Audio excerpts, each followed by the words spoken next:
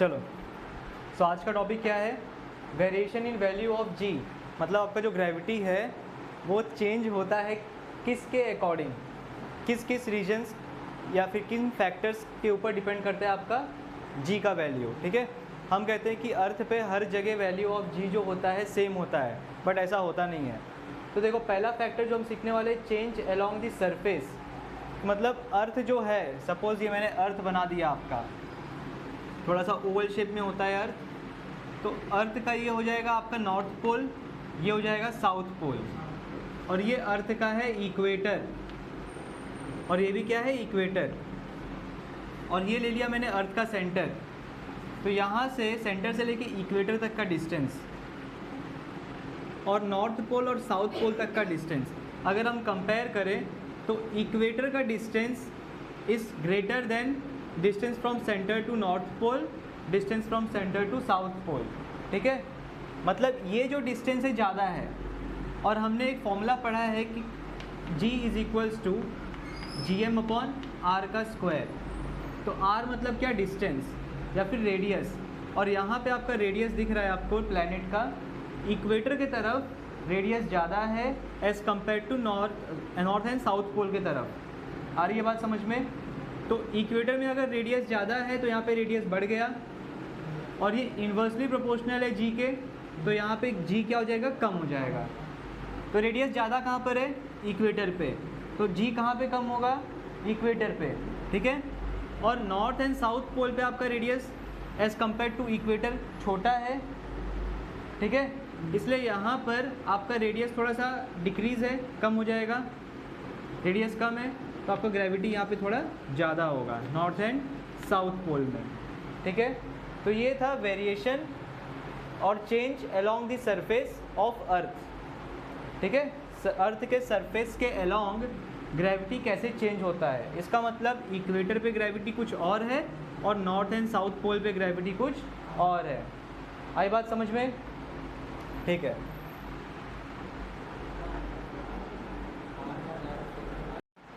तो इसमें 3 टॉपिक है। पहला टॉपिक कंप्लीट हो गया, change along the surface of the earth. Now change with height, सबसे सिंपल है ये। अगर मैं फॉर्मूला की बात करूं तो फॉर्मूला आपके पास ये है, और इधर आपका अर्थ हो गया, ये अर्थ का रेडियस है। अब आप अर्थ के ऊपर खड़े हो और आप अपनी हाइट को इंक्रीज़ करते जा रहे हो। सपोज़ आप एक एयरप्लेन में हो और आपकी हाइट 10 किलोमीटर्स और ज़्यादा है अर्थ के सरफेस से, तो ये तो अर्थ का रेडियस है r, और प्लस आपका जो हाइट है जो 10 किलोमीटर, वो भी ऐड हो जाएगा। तो इसका मतलब जो आपका r है वो r स्क्वायर ना होके ये हो जाएगा r प्लस 10 किलोमीटर्स का होल स्क्वायर। अगर मैं सीधी बात कहूँ तो आपने r को इंक्रीज़ किया, ठीक है, आपने रेडियस को इंक्रीज़ किया, इसका मतलब आपने हाइट को इंक्रीज़ किया, या तो आप बोल सकते हो आपने डिस्टेंस को इंक्रीज़ किया। तो अगर आपने r को इंक्रीज़ किया तो आपका g क्या होगा, डिक्रीज़। क्यों? क्योंकि यहाँ पे इन्वर्स प्रोपोर्शन का रिलेशनशिप है। आई बात समझ में? तो आपने r इंक्रीज़ किया तो g कम होगा। तो आप अगर हाइट को इंक्रीज़ कर रहे हो, अगर आपकी हाइट इंक्रीज़ हो रही है तो क्या होगा, आपका g डिक्रीज़ होगा, और अगर आपकी हाइट डिक्रीज़ हो रही है तो आपका जो g है वो इंक्रीज़ होगा। सो ये आपको नोट डाउन करना है अकॉर्डिंग टू दिस फॉर्मूला। ठीक है, नोट कर लो इसे। So coming to part 3, change with depth. अब डेप्थ के अकॉर्डिंग कैसे चेंज होता है ग्रेविटी का वैल्यू। डेप्थ मीन्स अगर आप कोई गड्ढा खोदते खोदते अर्थ के अंदर जा रहे हो तो उसके अकॉर्डिंग आपका ग्रेविटी बढ़ेगा या कम होगा।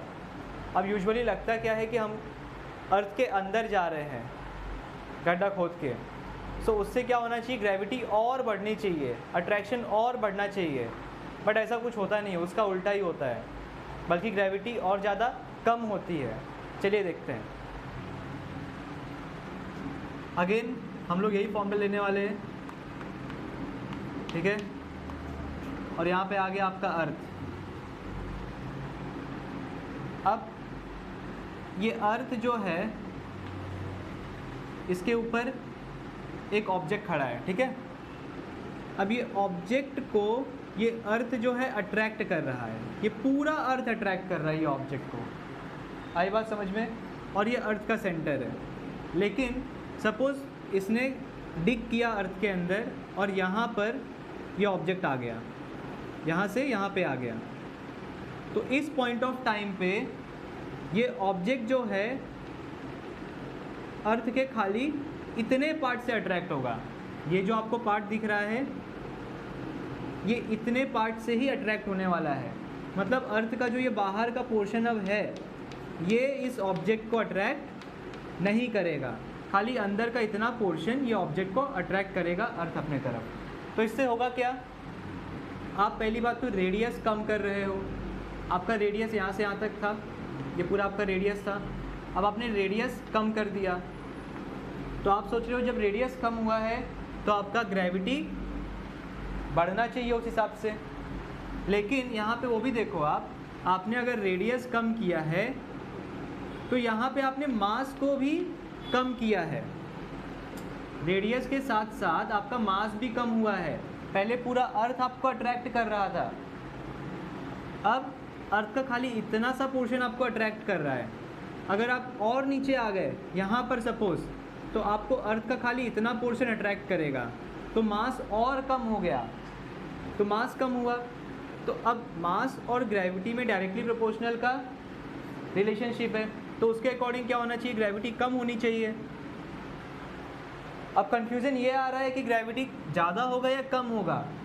तो इसके लिए एक रूल याद रख लो कि यहाँ पर जो मास का इफ़ेक्ट है और रेडियस का इफ़ेक्ट है, जब इनका इफ़ेक्ट हम कंपेयर करेंगे तो इफ़ेक्ट ऑफ मास जो है आपका, इफ़ेक्ट ऑफ मास ज़्यादा है as compare to effect of radius के। इसका मतलब आपका मास जो है ग्रेविटी के ऊपर ज़्यादा इफेक्ट डालेगा, ठीक है। तो यहाँ पर आपका मास कम हुआ तो आपका ग्रेविटी भी कम होना चाहिए, और इसका इफ़ेक्ट जो है रेडियस का मास से कम होगा। तो यहाँ पर रेडियस कम होगा तो ग्रेविटी बढ़ेगा, बट थोड़ा सा बढ़ेगा। लेकिन मास कम होगा तो ग्रेविटी बहुत ज़्यादा कम होगा। क्यों? क्योंकि मास का इफ़ेक्ट भी रेडियस से ज़्यादा है। तो इसी रीजन से आप जैसे जैसे डेप्थ बढ़ाते हो वैसे वैसे आपका जी का वैल्यू कम होता है, क्योंकि आपका मास भी कम हो रहा है। मास किसका कम हो रहा है? अर्थ का। जितना अर्थ का पार्ट आपको अट्रैक्ट कर रहा था पहले, उतना अब आपको अट्रैक्ट नहीं कर रहा है। सो ये रीजंस हैं change with depth. Okay, I hope आप लोग को समझ में आ गया होगा। Please note it down. So अभी कुछ क्वेश्चंस पूछे आपसे पेज नंबर 9 पे, थिंक अबाउट इट में, ठीक है। क्वेश्चन है कि will the direction of gravitational force change as we go inside the earth. जैसे जैसे हम अर्थ के अंदर जाते जाएंगे, क्या जो ग्रेविटी का फोर्स का डायरेक्शन है वो चेंज होगा? नहीं, वो चेंज नहीं होने वाला, क्योंकि जब आप अर्थ के नीचे जा रहे हो, जब आप यहाँ पे पहुँचे अर्थ के अंदर, तो भी आपको पुल डाउनवर्ड ही आएगा towards the centre of the अर्थ। जब आप यहाँ पहुँचोगे तो भी आपको टुवर्ड्स द सेंटर ही पुल आएगा। तो आपका जो ग्रेविटेशनल फोर्स का डायरेक्शन है वो कभी चेंज नहीं होने वाला है, ठीक है। नेक्स्ट क्वेश्चन है what will be the value of g at the centre of the earth. अभी देखो यहाँ पर ये सेंटर ऑफ द अर्थ है, यहाँ पर जी का वैल्यू क्या होने वाला है। अब सपोज एक ऑब्जेक्ट अर्थ के सेंटर पे यहाँ पर आ गया, तो ये पॉइंट ऑफ टाइम पे, जैसे हमने पढ़ा था कि जब ऑब्जेक्ट यहाँ पर है तो अर्थ का खाली इतना पोर्शन उसे अट्रैक्ट करेगा, मतलब ग्रेविटी कम हो रही है, धीरे धीरे ग्रेविटी कम हो रही है। यहाँ पे आएगा तो अर्थ का खाली इतना पोर्शन उसे अट्रैक्ट करेगा, मतलब ग्रेविटी और कम हो गई। तो जब सेंटर पे आएगा तो अर्थ का कोई भी पोर्शन उसे अपने तरफ अट्रैक्ट नहीं करेगा। इट मीन्स कि eight the centre of the अर्थ आपका ग्रेविटी क्या है? 0 metre per second square. I hope समझा होगा आपको। अब यहाँ पर जो आपका फॉर्मूला है Gmm/r का स्क्वायर, यहाँ पे मास 0 हो गया। पहले आपको जो अर्थ अट्रैक्ट कर रहा था मास उसका कुछ तो था, 6.4 × 10⁻24 kg था। तो यहाँ पे अब ये जो मास है ये 0 kg हो चुका है। तो यहाँ पे attraction because of mass is zero. तो अगर मास ज़ीरो हो गया तो ज़ीरो किसी से भी मल्टीप्लाई करो, डिवाइड करो, सब कुछ ज़ीरो ही होने वाला है। तो यहाँ पे सीधी सी बात है, आपका जी क्या हो जाएगा, 0 metre per second square. So at the centre of the earth value of g कितना हो जाएगा, 0। ठीक है। सो नेक्स्ट टॉपिक है मास एंड वेट। इसको हम कंपेयर करके पढ़ेंगे, ठीक है। सो सबसे पहले डेफिनेशन देखते हैं, मास क्या होता है। It is amount of matter stored in an object. ठीक है, मतलब एक ऑब्जेक्ट में कितना मैटर स्टोर है, क्या क्या चीज़ें हैं किसी ऑब्जेक्ट के अंदर, उसको हम बोलते हैं मास। और वेट क्या होता है, it is a force by which an object is attracted towards a planet.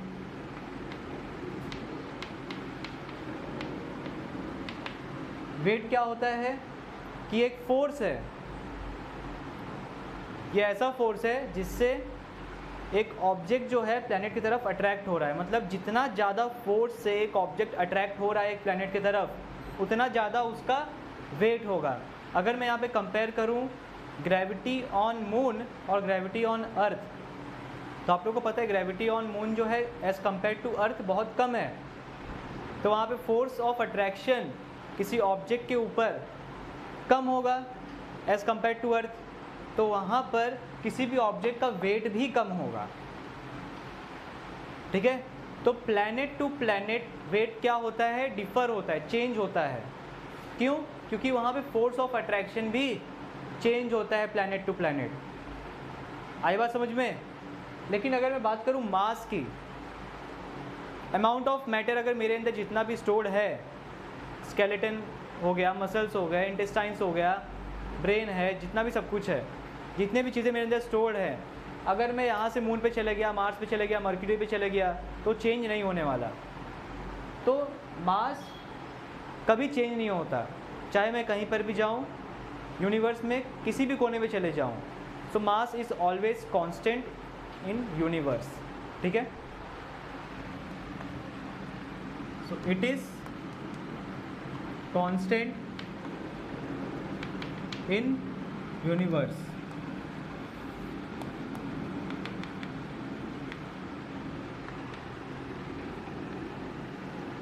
Changes from place to place,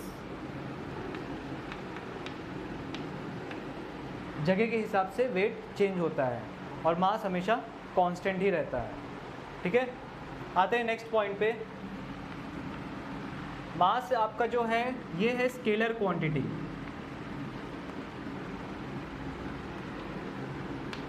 और वेट जो है वो है वेक्टर क्वांटिटी। अब यहाँ पे अगर आपको स्केलर और वेक्टर क्वांटिटी का मतलब नहीं पता या फिर आपको डिटेल में जानना है तो आप मेरा लेक्चर नंबर 1 देख सकते हो यूट्यूब पे, जो कि है इस चैप्टर का। ठीक है।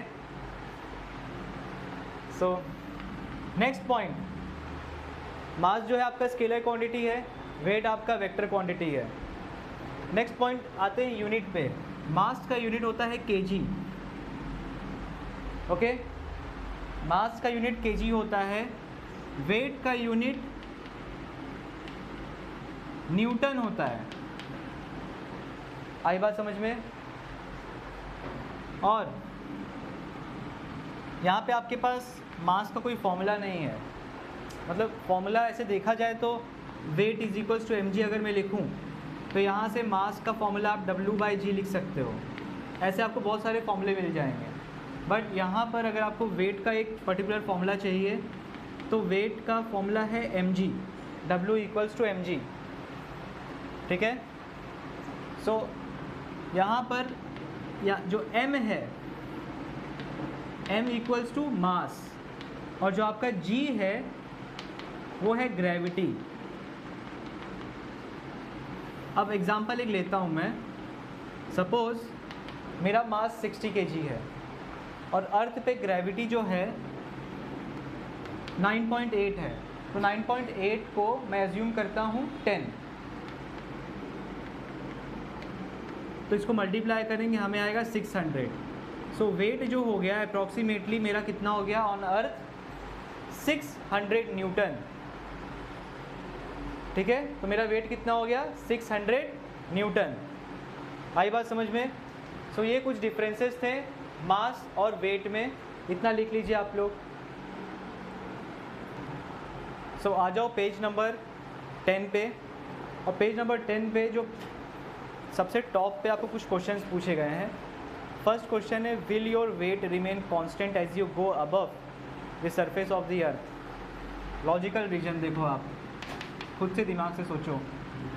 जैसे जैसे आपकी हाइट बढ़ती है, आप ऊपर जाओगे आपकी हाइट बढ़ रही है, ठीक है, आपकी हाइट बढ़ रही है, इसका मतलब आपका आर इंक्रीज़ हो रहा है। आर इंक्रीज़ होगा तो जी डिक्रीज़ होगा, और वेट के फॉर्मूला में mg होता है। अब आपका g कम हो गया तो आपका वेट भी कम हो जाएगा ना। पहले आपका समझ लो मास मैंने 60 ले लिया, g आपका 10 था, तो आपका वेट आ रहा है 600। अब मैंने g को कम कर दिया, समझ लो 5 कर दिया, तो कितना हो जाएगा 300, तो कम हो गया ना। So as you go above the earth surface the value of weight will be decreasing. Next question, suppose you are standing on a tall ladder. If your distance from the center of the earth is 2r, what will be your weight? देखो अब distance 2r हो जा रहा है, ये जो आपका r है 2r हो जाएगा, तो यहाँ पे r की जगह मैं इसको लिख सकता हूँ 2r, तो ये कितना हो जाएगा 2r का होल स्क्वायर, तो gm अपॉन 2 to the 4 और r का स्क्वायर हो जाएगा। तो आपका g कितना हो गया gm अपॉन 4r का स्क्वायर। जब आपका हाइट 2r हो गया तब, ठीक है। अब आपका फॉर्मूला वेट का क्या है, w इक्वल्स टू mg। अब g के वैल्यू इधर पुट कर दो आप, gm अपॉन 4r का स्क्वायर। आई बात समझ में? और आपको ये तो पता ही है ना कि ये जो है gm अपॉन r का square, g is equals to gm upon r का स्क्वायर। ये gm अपॉन r का स्क्वायर किसके बराबर है, स्मॉल g। तो मैं क्या लिख सकता हूँ m इंटू, इसके जगह पे मैं क्या लिखूँगा स्मॉल g, और नीचे 4 तो वैसे का वैसा ही रहेगा ना। तो देख लो आप, अगर आपका रेडियस डबल हो गया तो आपका वेट 4 टाइम्स कम हो जाएगा। आई बात समझ में? पहले आपका weight w equals to mg था, रेडियस डबल करने पे मतलब डिस्टेंस डबल करने पे आपका जो वेट है वो 4 टाइम्स कम हो जाएगा। मतलब अगर यहाँ पे 600 न्यूटन वेट है तो 600 डिवाइड बाई 4 कर दो। आई होप आपको समझा होगा। यहाँ पर नहीं समझा है तो आप क्लासेस में आके यहाँ पे मुझसे डाउट्स क्लियर कर सकते हो, या फिर व्हाट्सएप पे क्लियर कर सकते हो। ओके, तो आते हैं पेज नंबर 10 के एग्जाम्पल नंबर 1 पे। एग्जाम्पल नंबर 1 कह रहा है, if a person weighs 750 newton on earth. अगर एक पर्सन का वजन वेट कितना है 750 न्यूटन ऑन अर्थ, मैं इसको WE लिख रहा हूँ बिकॉज वेट ऑन अर्थ है ये, ठीक है। फिर आपसे क्या बोला है, how much would be his weight on the moon given that moons mass is 1/81, ठीक है। यहाँ पे आपको दिया है मून पे उसका मास कितना है 1/81 टाइम्स मास ऑन अर्थ है।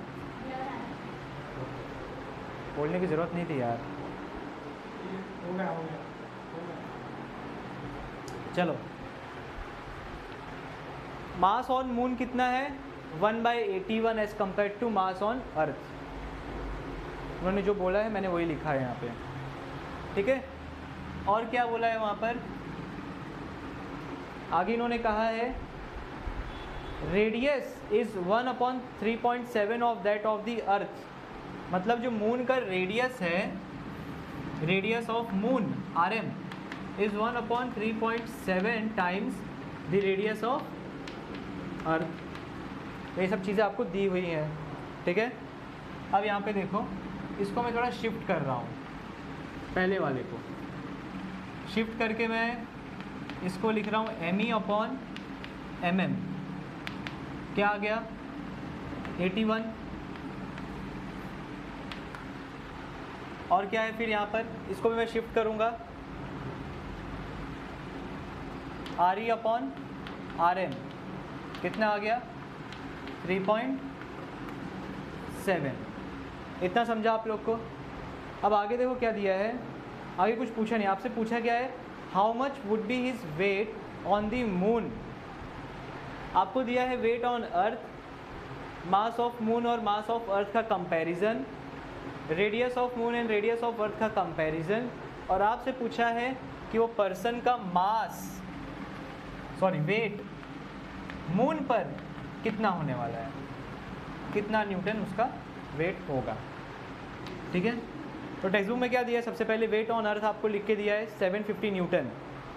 फिर जो मैंने यहाँ पे अप्लाई किया हूँ सेम चीज़ आपको टेक्स्ट बुक में दिया है, तो वहाँ तक तो समझ में आ ही गया होगा। फिर उन्होंने let the mass of the person on moon, let the mass of the person be mkg ले लिया है लोग ने। मतलब ये लोग ने कंसिडर किया कि पर्सन का मास जो है mkg ले लो। आई बात समझ में? नहीं आ रही है? चलो देखो यहाँ पे, तो वेट ऑन दी अर्थ कितना हो गया? mg, और mg कितना है? 750 आपको पता है, दिया है। चलो देखते हैं यहाँ पे जो मास है उसको ले लिया है x। मैं इसको पूरा लिख नहीं रहा हूँ क्योंकि टेक्स्ट बुक में उतना दिया है। और वेट पता है हमको mg होता है, और वेट हमको दिया है अर्थ का। अर्थ पे वेट कितना है? 750 न्यूटन। तो मैं लिख सकता हूँ कि mg जो है 750 के बराबर है, लिख सकता हूँ। फिर आपको पता है g का वैल्यू क्या होता है, ठीक है। तो मैं इसको क्या लिख सकता हूँ, इस इक्वल टू m इंटू जी का वैल्यू क्या होता है? कैपिटल G कैपिटल M/r का स्क्वायर। लेकिन यहाँ पर हम लोग अर्थ और मून को कंपेयर कर रहे हैं, तो यहाँ पे r पे हम डालेंगे e, मतलब हम रेडियस ऑफ अर्थ की बात कर रहे हैं, मास ऑफ अर्थ की बात कर रहे हैं, ठीक है। g पे कुछ नहीं रहेगा क्योंकि g पूरे यूनिवर्स में कांस्टेंट होता है। आई बात समझ में? तो यहाँ तक समझ में आया बुक में आपको? फिर लोग ने क्या किया है, शिफ्टिंग किया है बस। अब इस चीज़ को मैं हटा दे रहा हूँ, इस चीज़ को मैं हटा दूँ तो मेरे पास 750 इक्वल्स टू m इंटू GME/r² बचेगा।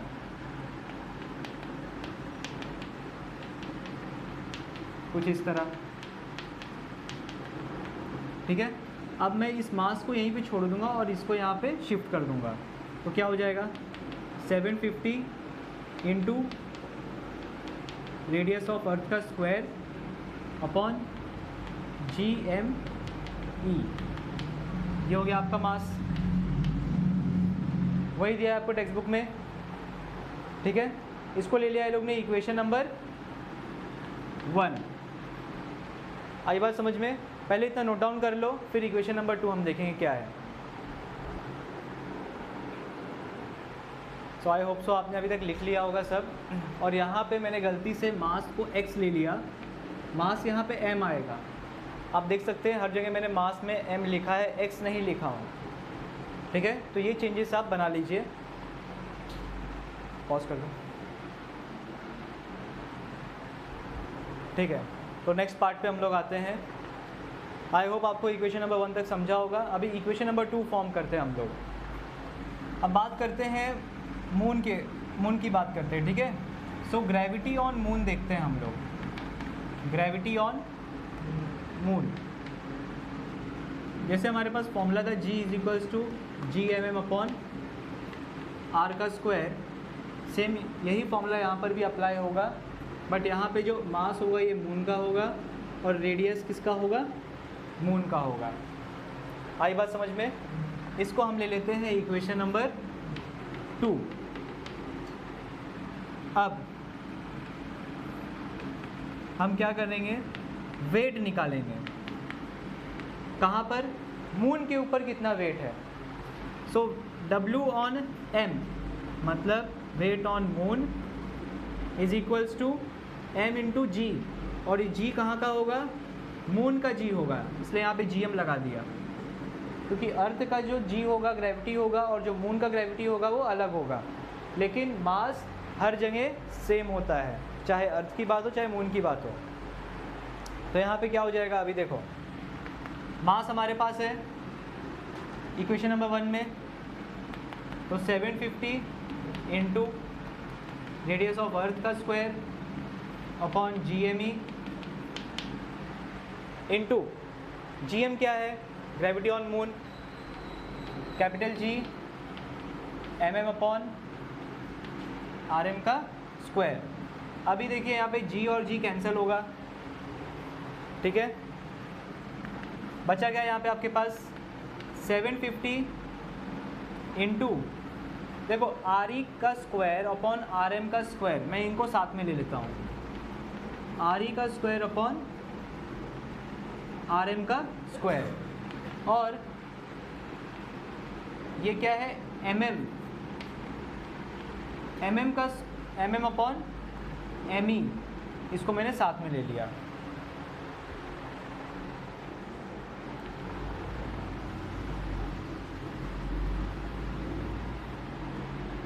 अब यहाँ पे क्या हो जाएगा, ये आपका 750,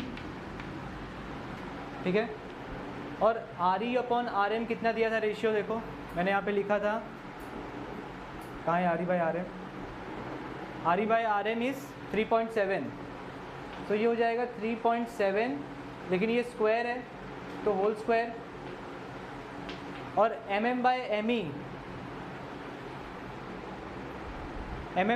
ME जो था हमारा 1/81 हो जाएगा, ठीक है, आई बात समझ में। अब आप इसको जब सॉल्व करेंगे आपको आएगा 126.8 न्यूटन सॉल्व करने के बाद। सो आई होप आपको ये समझा होगा, 126 है, ये क्लियरली दिख नहीं रहा है उसमें, ठीक है, ये G न्यूमरेटर में है, ये वाला G डिनोमिनेटर में है, तो ये और ये कैंसिल होगा ना, तो डिवाइड हो रहा है, तो ही मैंने कैंसिल किया, और बाकी सब मैंने वैल्यूज़ जो है इसको एज इट इज़ डाला है, और उसको मल्टीप्लाई करेंगे आप तो आपको 126.8 न्यूटन आएगा। तो ये जो है अगर आप 750 न्यूटन और 126.8 न्यूटन को कंपेयर करो, तो मून पे जो वेट है वो लगभग 1/6 है वेट ऑन अर्थ का, मतलब जितना वेट अर्थ पर है उसका 6 गुना कम मून पे है। कोई पर्सन अगर 60 न्यूटन वे कर रहा है अर्थ के ऊपर, तो मून के ऊपर कितना वे करेगा, 10 न्यूटन्स, बिकॉज 60 डिवाइड बाय 6।